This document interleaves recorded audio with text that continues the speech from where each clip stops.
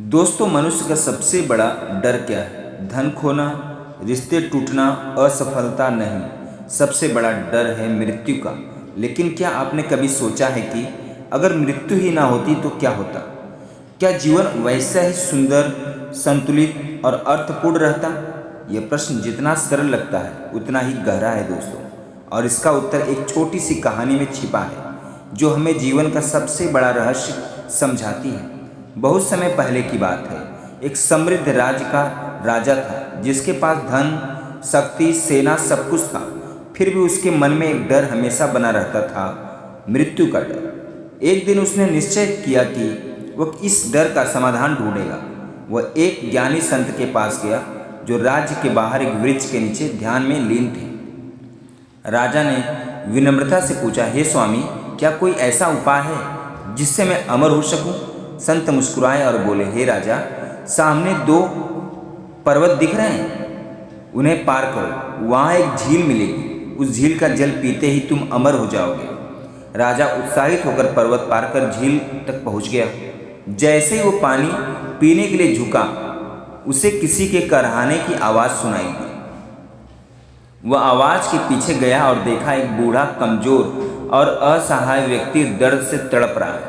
राजा ने पूछा, तुम इस हालत में क्यों हो? वृद्ध ने कहा, मैंने इस झील का पानी पी लिया था, मैं अमर हो गया, लेकिन समय के साथ मैं बूढ़ा होता गया। मेरे अपने मुझे छोड़कर चले गए। अब मैं मर भी नहीं सकता और जी भी नहीं पा रहा हूँ। राजा के हाथ कांप गए। उसे समझ आ गया कि बुढ़ापे के साथ अमरता एक श्राप है। राजा वापस संत के पास गया और बोला, हे स्वामी, क्या कोई ऐसा उपाय है जिससे मैं अमर भी रहूं और हमेशा जवान भी रहूं? संत ने कहा, पहले पर्वत के आगे एक और पर्वत है, उसे पार करो। वहाँ एक पेड़ है जिसके पीले फल तुम्हें अमरता और यौवन दोनों दे देंगे। राजा फिर चल पड़ा। जब वो उस पेड़ के पास पहुंचा, उसने देखा 4 व्यक्ति आपस में भयंकर झगड़ा कर रहे हैं। राजा ने कारण पूछा। एक बोला, मैं 250 साल का हूँ, ये 300 साल का है, ये मुझे मेरी संपत्ति नहीं दे रहा है। दूसरे ने कहा, मेरा पिता 350 साल का है, उसने मुझे कुछ नहीं दिया, तो मैं अपने बेटे को कैसे दे दूँ? तीसरे ने 400 साल के अपने पिता की ओर इशारा किया और वही कहानी दोहराई। राजा अस्तब रह गया। उसे समझ आ गया कि अमरता के साथ यौवन भी हो, तब भी अंतहीन लालच, संघर्ष और स्वार्थ खत्म नहीं होते।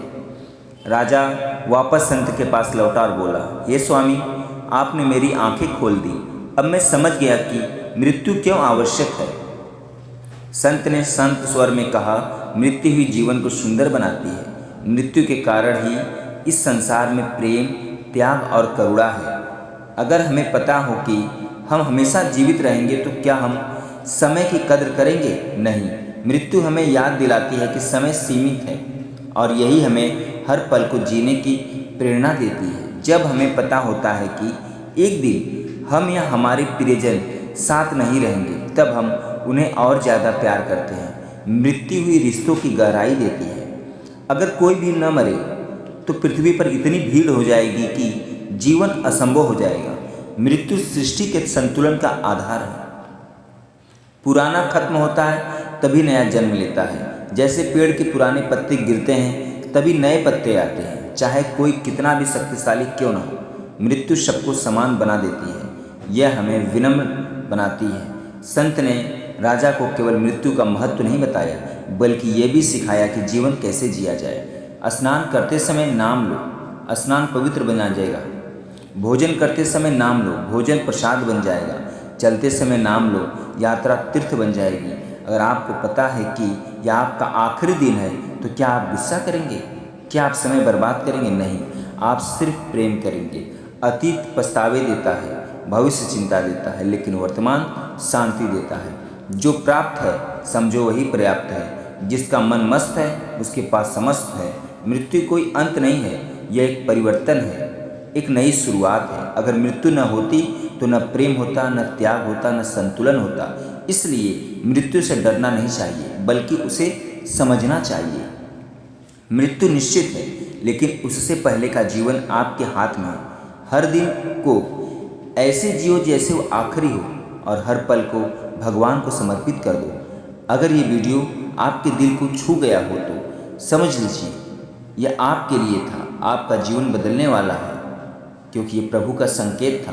दोस्तों आज के लिए बस इतना ही। दोस्तों अगर ये वीडियो अच्छी लगी हो तो भगवान श्री कृष्ण के लिए, प्रेमानंद जी महाराज के लिए चैनल को लाइक शेयर सब्सक्राइब जरूर करिएगा।